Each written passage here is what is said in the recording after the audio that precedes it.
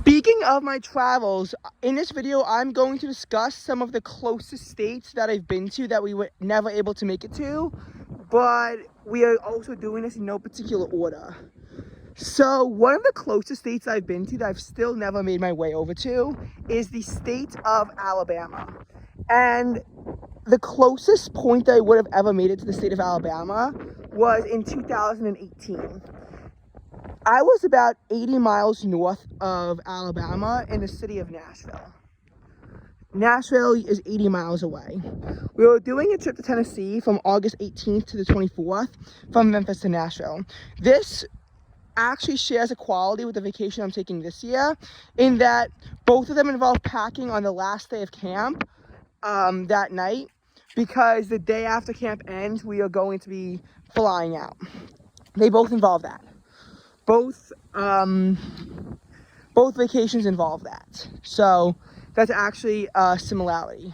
Does that mean the Red Sox are going to win the World Series? No. But, you know, in any case, again, they both involve that same trait of flying out that night. And, you know, that should be interesting. So anyway, we flew out to Memphis on the 18th, and we went to Mississippi and Arkansas on the 19th because both states literally touch Memphis. Memphis actually borders two other states, and it's one of the very few cities to actually do so. Even New York City doesn't actually share a border with Connecticut. It's very hard because you have to really be right at a tri-point. But Memphis does, and it might be the largest city to actually touch two other states. It's possible, considering Chicago also does not touch Wisconsin. Technically it borders Michigan, but that's a maritime border, so we don't count that. Anyway, the state of Alabama would not have come into play when we were in Memphis. But on August 20th, we made the drive to Nashville, where it became a possibility for us to do some sightseeing in Huntsville. However, this was ultimately ditched. While Nashville is 80 miles away from Alabama, and that's pretty close, it's actually only 40 miles away from Kentucky. And 50 miles north of the border is the Mammoth Caves. So we simply chose to go up to the Mammoth Caves National Park, my first ever national park that I've been to.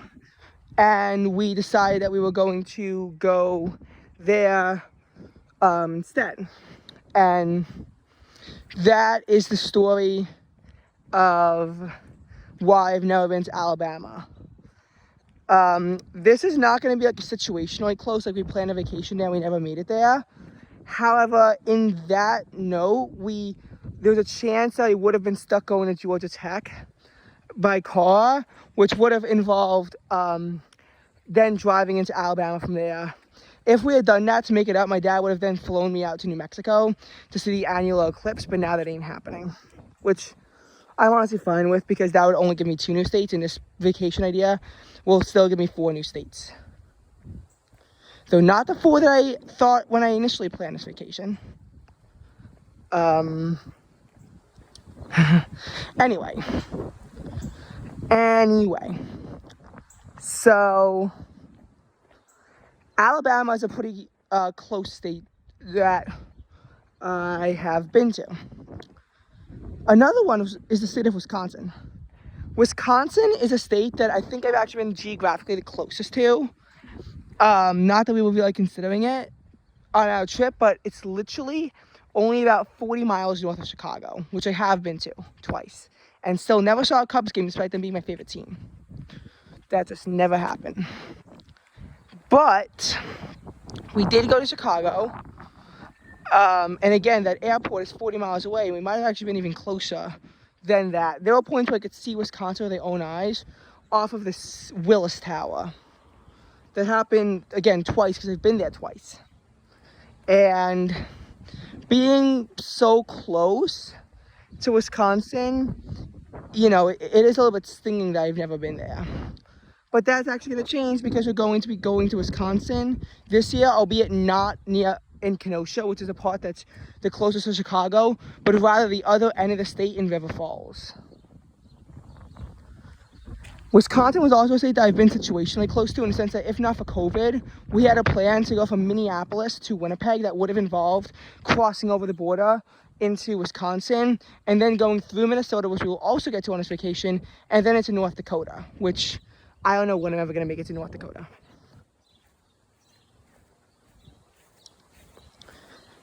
Now, another state that I've been relatively close to yet still never made it to is the state of Utah. Yes, Utah. Utah, it was never really a situationally close thing, but I found out that it's, I think, only 70 miles north of the Grand Canyon. Now, that's not saying a lot because we went to the South Rim, and you'd have to go make a giant loop around. It's probably 2 to 2.5 hours to the Utah border from there. But the Grand Canyon National Park is not that far from Zion National Park, and it was brought up on our Grand Canyon tour. The Grand Canyon is in the northern edge of the state of Arizona, and I think that it being there puts it in a really good position that if you wanted to go to Utah, you realistically could. And if you went to North Rim, it would be a lot more practical. The only thing is, though, is that the North Rim gets a lot less tourism. Only 10% of people actually go to the North Rim. And unlike the South Rim, the North Rim does actually close for winter because it's at a higher elevation. And for every 1,000 feet in elevation, it typically gets 5 to 10 degrees colder up. So think about it this way. Metropolis, Phoenix is usually about 110 degrees in the summer. Once you're up at the, I think Tucson is about 100 degrees. Once you're up at the Grand Canyon, it's usually only 80 degrees, and I think that's actually warmer than average day. The North Rim would be like in the upper 60s. It would actually feel like spring up there, but it also means they get a lot more snowfall. There's parts of the Grand Canyon at lower elevations that don't receive any snowfall or receive a negligible amount, but the North Rim will on average receive over 20 feet of snow, and the South Rim on average receives about 8 to 9 feet of snow. Think the same amount of snow that you on average see in Minneapolis, or not Minneapolis, like Duluth, Minnesota.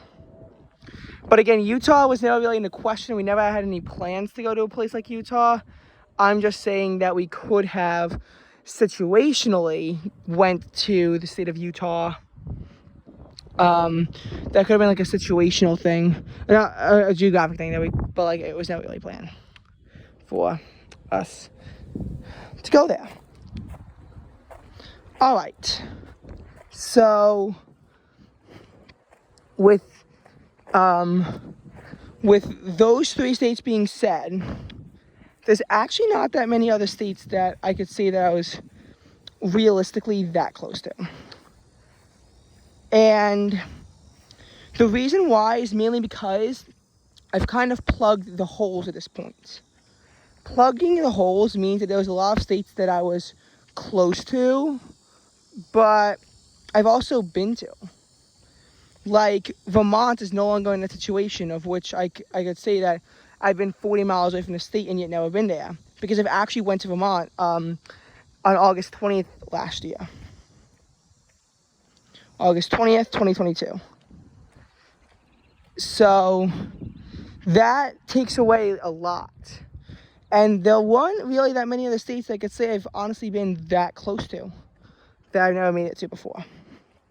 Now, if you expand the distance that we're looking at outwards a bit, you will eventually find plenty of states that I've never been to once you kind of push along the edge. But the thing is, though, is that how far would you have to go? I mean, like, I could say I was relatively close to Louisiana, but I was still between 250 and 300 miles away from the Louisiana border. And I was about 250 to 300 miles away from Louisiana. That would not have been practical on this trip. Missouri, again, I could also say, I think actually that was only 75 miles away from. We're going to the sea. I think that's actually only, yeah, it's only 75 miles away from Memphis. It actually would have been possible. So maybe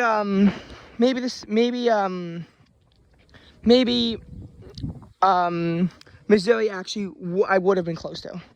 So I guess actually add that back on the list. And like you're thinking Chicago, I mean, I'm going to Iowa this year, but like Chicago to Iowa is about 150 miles away from each other. That's not that close, and it's not that practical too, especially considering we were pushing eastwards towards the state of Michigan. When you think Canadian provinces, again, like not really. I mean, I was within 120 miles away from New Brunswick when we were in Bangor, Maine, but again, it wouldn't have really been that practical. And the border was still closed when we were in Bangor, although it would reopen 3 weeks later. Again, it's just so much stuff that goes on in this that it really becomes hard to plan. I mean, hell, one could even say Idaho, but I was about 300 miles away from Idaho.